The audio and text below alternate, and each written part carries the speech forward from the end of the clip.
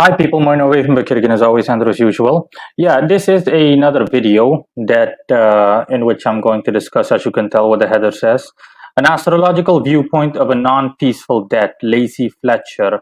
Now, um, this video is going to be split up into two segments. First of all, we're going to treat this woman specifically, Lacey Fletcher.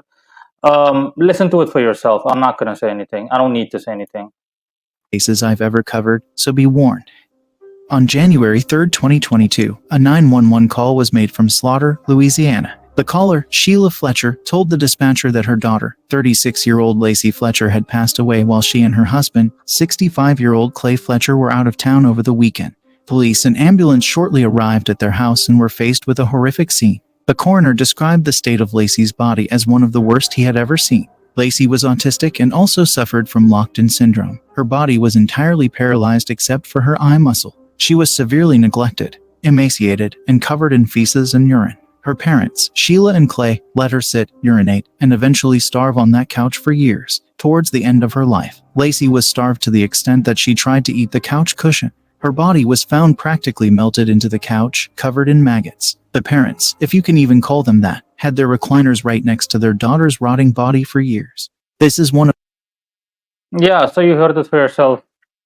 Gruesomeness, if you ever heard anything like that, right? Most definitely.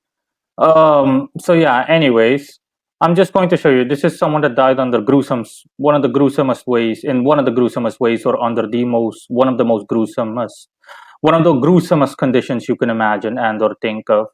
Um, Now I'm going to show you her natal chart. I managed to obtain her natal information. I couldn't find her time of birth, so I had to use my power to find that out as well, which is not a big deal to me. Easy peasy lemon squeezy. Hold on for a second. Let me stop sharing this. Now I'm going to share the astrological thingy. Hold on for a second. I need to share the astrological the chart itself.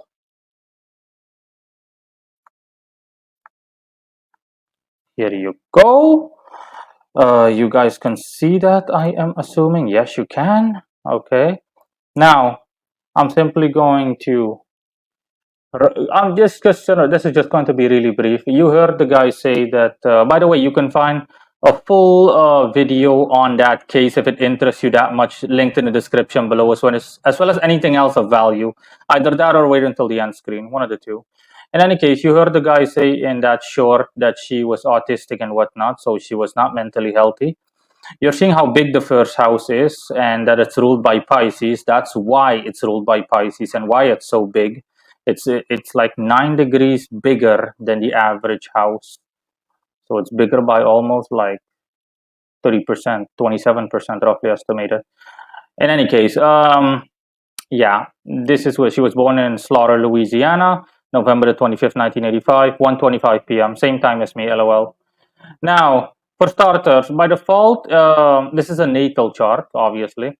By default, this one of the things that the seventh house deals with is the latter part of your life. The first house deals with the first part of your life, so your youth, and the seventh house deals with the latter part. Okay, so essentially retirement years or your pension years or pensionary years. First thing you can notice is that Mars is there, and Mars is at its absolute weakest. Mars is in Libra, in Libra's house. Mars is in the zodiac sign Libra, and the same house, the seventh house that Libra rules over. That means by default that means two things. Point one, it means that there are not going to be any retirement years. She's going to die quite early. And point two, it's not going to be peaceful, to say the least, as you already can conclude. Well, I mean, as you have already seen for yourself. Now, the eighth house that rules over death, that deals with death, the house of Scorpio. Look at all that activity. You've got Pluto there, the South Node, Juno, Venus, and Saturn. Saturn is the only one that isn't in Scorpio. It's in Sagittarius. Saturn represents her father, the moon represents her mother. Now, Pluto being there, Juno being there, and Venus all being there, especially Pluto at its absolute strongest and Venus being weak because, it's in one of the weakest signs, the most difficult signs it can be in. And Venus, Juno, as well as the South Node are all opposed the Moon, so what represents her mother, and Pluto is almost opposed the Moon. All of this by default, essentially taking her father into account or Saturn into account, stands for mistreatment. Honestly, it stands for death taking place under very undesirable circumstances. Venus, essentially, since it deals with grace, it simply stands for the fact that she definitely did not die under graceful conditions, to say the least. So no cushiony death. And Pluto being there also stands for the fact that it deals with the fact that death essentially will happen by coercible or under coercive means.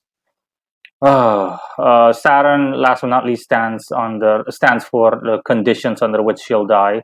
Essentially, the hardship that she'll face. Essentially, how painful that will be. And guess what? Saturn is in the zodiac sign that deals with abundance. I don't have to spell out what that means. Last but not least, before I go, you can see that Saturn even is square. It's negatively aspected the part of fortune, which is in Virgo's house. And one of the things that Virgo deals with, one of the main things, as a matter of fact, one of the main things, as a matter of fact, stands for physical health.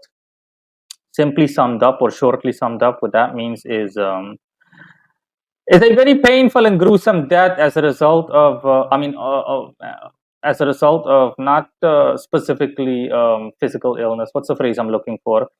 A very painful death.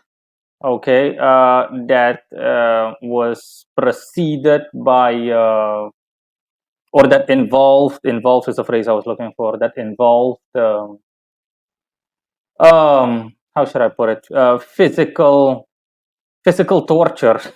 Yeah. So there you go. You can see it for yourself. I thought this was a good example because I rarely come across someone that I can give a good example, as in, hey, what does the chart look like of someone that died under brutal circumstances? But yeah, you can see it for yourself. Feast your eyes on all of that, guys, and until next time, bye bye.